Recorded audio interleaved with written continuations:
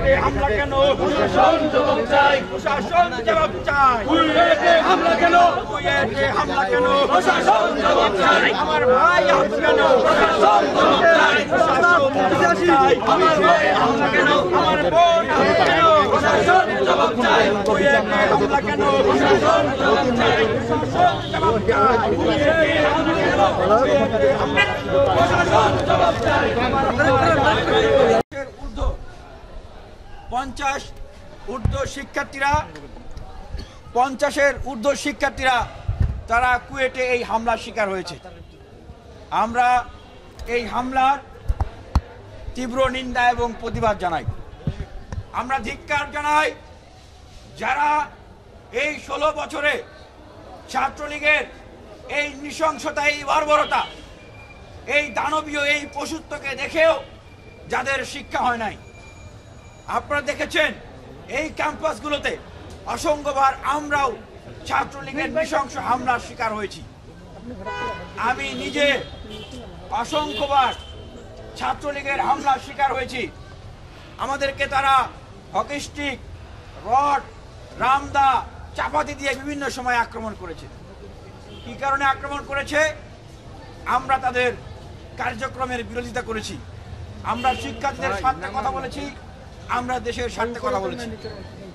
বিশ্ববিদ্যালয় ক্যাম্পাসগুলো থেকে সমগ্র বাংলাদেশের এই মুক্তিকামী গণতন্ত্রকামী ছাত্ররা যে ফ্যাসিবাদী ছাত্রলীগকে বিতাড়িত করেছে, রক্ত দিয়েছে, জীবন দিয়েছে, আবু সাইদ মুগ্ধরা শহীদ হয়েছে, এখনো হাসপাতালের বেডে অকাতরে কাতরাচ্ছে আমাদের ভাই বোনেরা। কেন ছাত্র ভাই বোনেরা কেন জীবন দিয়েছে? কেন তারা কাতরাচ্ছে? কারণ বিশ্ববিদ্যালয় কলেজগুলোতে ছাত্রলীগের মতো ফ্যাসিবাদী আর কোনো শক্তি গড়ে উঠবে না সেজন্য। কিন্তু আমরা অবাক হয়ে লক্ষ্য করছি বিশ্ববিদ্যালয় কলেজগুলোতে আবারও অস্ত্রের ঝনঝনানি, বিশ্ববিদ্যালয় কলেজগুলোতে আবারও অস্ত্রের মহড়া শুরু করে দিয়েছে একটি ছাত্র সংগঠন। এবং অত্যন্ত দুঃখের বিষয়, এটিকে ভুল কিংবা ক্ষমার কথা না বলে আমরা বিভিন্ন জায়গা থেকে দেখছি যে এটিকে আবার সমর্থন দেওয়া হচ্ছে। এটি আমাদের কাছে উদ্বেগের বিষয়। বিশ্ববিদ্যালয় কলেজগুলোতে, বিশ্ববিদ্যালয় ক্যাম্পাসগুলোতে অবশ্যই গণতান্ত্রিক প্রক্রিয়ায় প্রতিযোগিতা হবে। মতের ভিন্নতা থাকবে, বিশ্ববিদ্যালয় ক্যাম্পাসগুলোতে পথের ভিন্নতা থাকবে, বিশ্ববিদ্যালয় কলেজগুলোতে আলোচনার ভিন্নতা থাকবে, আদর্শের ভিন্নতা থাকবে।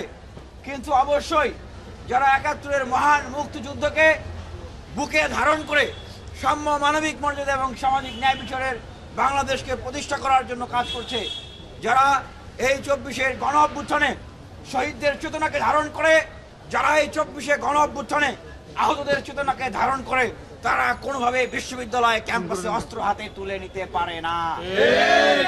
আপনারা দেখছেন যারা আজকে অস্ত্র হাতে সন্ত্রাসী কায়দায় শিক্ষার্থীদের হামলা করেছে, আক্রমণ করেছে, আমরা তাদের প্রতিবাদে আমরা আজকে এই যে কলম হাতে আমরা প্রতিবাদ মিছিল করছি। ছাত্র অধিকার পরিষদ আজকে কলম হাতে প্রতিবাদ মিছিল করছে।